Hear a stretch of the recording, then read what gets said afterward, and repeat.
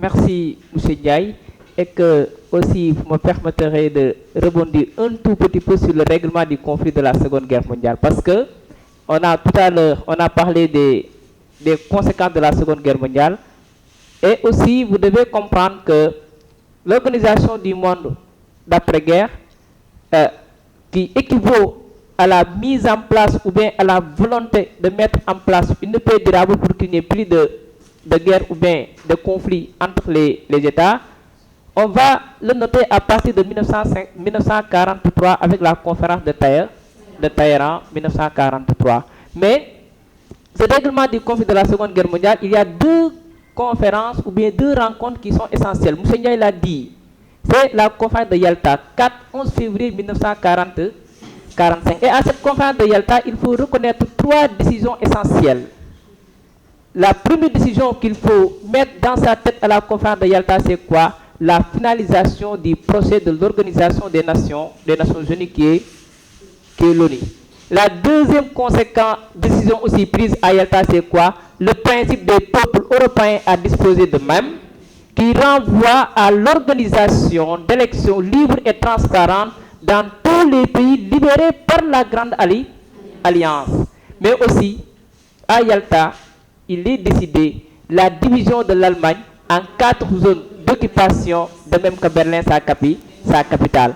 Mais aussi, il y a une quatrième décision qui paraît être extrêmement importante. C'est quoi? À Yalta, l'URSS s'engage à entrer en guerre contre l'Axe pour libérer les pays Balkans, mais aussi à entrer en guerre contre l'Axe pour libérer la Mandchourie chinoise. Maintenant, pourquoi il a dit en parlant des causes effectivement de la guerre froide, en vous disant que les clivages entre les États-Unis et l'URSS datent à partir de la conférence de Yalta. Pourquoi? Parce que Staline s'est dit que cette guerre sera différente de toutes les autres guerres. Toute puissance qui libérera un territoire et érigera sa vision politique, économique et sociale. Or, il est décidé que l'URSS devait entrer en guerre contre l'Axe pour libérer les Balkans et que les Balkans constituent l'Europe de l'Est. Mais aussi, il y a une deuxième conférence que je vous ai dit tout à l'heure, qui est la conférence de Potsdam du 17 juillet 2 août 1947. C'est la conférence des 4D. On parle de conférence des 4D. Pourquoi? Le premier D, c'est la dénazification de l'Allemagne. Deuxième D, démembrement de l'Allemagne. Troisième D, décartélisation de l'entreprise hitlérienne. Et quatrième D,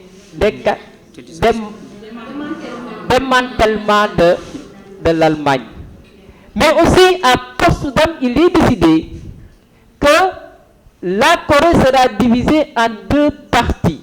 La Corée du Nord, occupée par l'URSS, et la Corée du Sud, occupée par les États-Unis. Mais aussi, à Potsdam, l'URSS confirme son engagement à entrer en guerre contre le Japon pour libérer les pays de l'Asie-Pacifique. C'est la raison pour laquelle, en parlant des causes de la guerre froide, M. Ndiaye vous a dit que la principale cause de la guerre froide, c'est la violation des accords trouvés lors de ces différentes rencontres. Et que, pour résumer tout cela, il faut retenir trois choses. La guerre froide a trois causes essentielles. La première cause de la guerre froide, c'est la méfiance entre les deux superpuissances.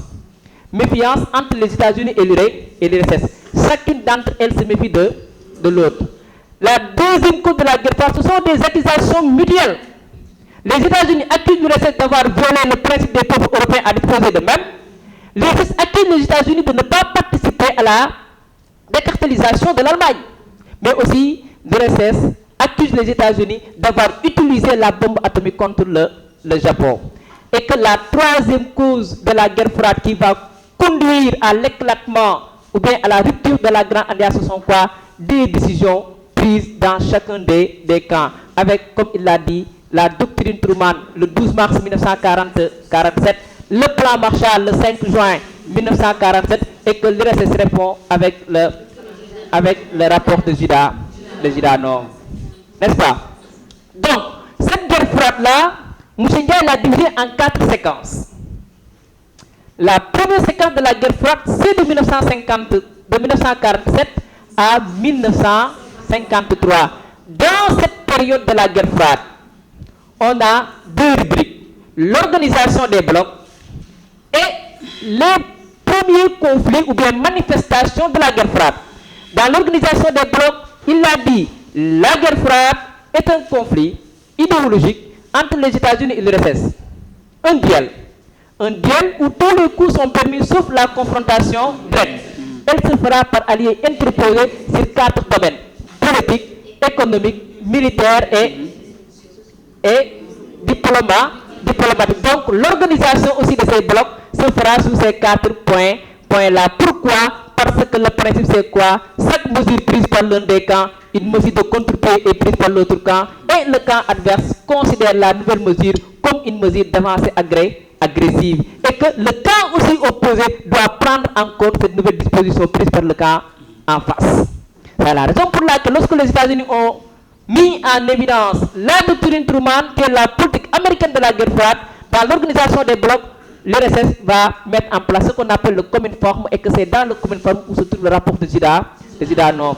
Les États-Unis, pour matérialiser leur politique d'endiguer, de contrecarrer l'avancée du communisme en Europe de l'Est vers l'Ouest, vont mettre en place le plan Marshall, qui est un programme d'aide économique destiné à toute l'Europe ruinée par la Seconde Guerre mondiale. L'URSS refuse ce plan Marshall, mais en refusant ce plan Marshall-là, l'URSS doit proposer quelque chose. Donc au plan économique, lorsque les États-Unis proposent le plan Marshall, l'URSS propose le CAEM ou bien le CAMECON. Au plan militaire, les États-Unis ont l'OTAN, Organisation du traité de l'Atlantique Nord. Les États-Unis vont mettre aussi en place l'OTAS. Les États-Unis vont mettre en place quoi? Le pacte de Varsovie, le pacte de Rio. Les États-Unis aussi vont mettre en place le pacte de Bagdad et le pacte d'Anzus. L'URSS, qu'est-ce qu'elle fait avec ses satellites? L'URSS va mettre en place à partir de 1955 le pacte de Varsovie. Et c'est comme ça que les blocs se sont organisés. Maintenant, manifestation. Les premières manifestations de la guerre froide se sont passées en Europe, en Tchécoslovaquie en 1958, en 1948 en Tchécoslovaquie, et la deuxième manifestation de la guerre froide en Europe, c'est la première crise de Berlin qu'on appelle couramment blocus de Berlin. Cause du blocus de Berlin, les trois puissances, France, Angleterre et les États-Unis, ont voulu unifier les trois zones en Allemagne. Or, à Yalta, il était décidé que chacune de ces zones-là devait être gouvernée, devait être dirigée par les trois puissances-là de manière séparée. Donc, face à cette manifestation, ou bien à cette volonté d'unifier les trois zones, que fait Staline? Staline bloque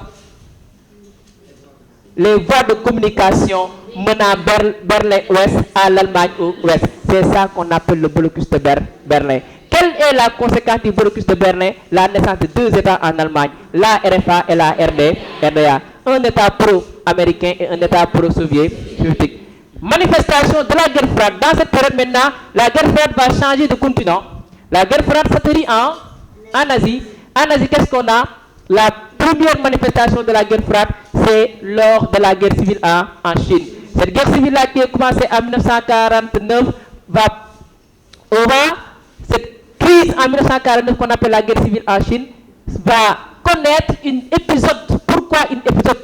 Parce que les États-Unis vont aider les nationales dirigés par Chiang Kai-shek et l'URSS va aider les communistes dirigés par Mao Zedong. Donc, conséquent de cette influence des deux superpuissances à la guerre civile chinoise, la division de la Chine en deux États, la République populaire de Chine pro-communiste et la République nationale chinoise qu'on appelle Taïwan pro-américain. Ensuite, la guerre froide de 1953 jusqu'à 1947 à 1953, la guerre de Corée, 1950-1953.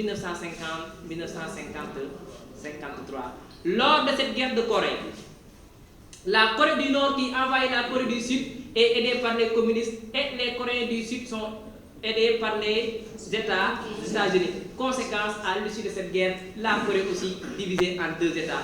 La Corée du Sud pro-américain et la Corée du Nord pro-soviétique. Maintenant, à cette guerre de Corée aussi, la guerre de Corée va donner une nouvelle donne aux relations internationales. Pourquoi? Parce qu'à la guerre de Corée, il était décidé du côté des Américains, à travers le général MacArthur, qui propose à Truman d'utiliser la bombe atomique contre la Corée du Nord. Or, à ce moment-là, l'URSS avait la bombe atomique et c'est l'URSS qui aidait les Coréens du Nord. Donc, pourquoi on parle? Parce que de nouvelles donnes de relations internationales à partir de la guerre de Corée, parce que avec cette guerre-là, on a pu comprendre qu'il y a eu un équilibre de la terreur. Et que cet équilibre de la terreur-là, qui se manifeste par la détention de l'arme nucléaire par les États-Unis depuis 1945 et de l'URSS depuis 1949, sera l'une des causes essentielles, comme il l'avait dit tout à l'heure, de la coexistence pacifique. Et que cette coexistence pacifique-là va débuter de 1953 à 1962. Les causes de la coexistence pacifique. Première cause de la coexistence pacifique, comme j'ai dit tout à l'heure, c'est l'équilibre de la terreur. L'équilibre de la terreur, c'est quoi? Les États-Unis ont leur bombe atomique, l'URSS a sa bombe atomique. Donc, équilibre des forces militaires.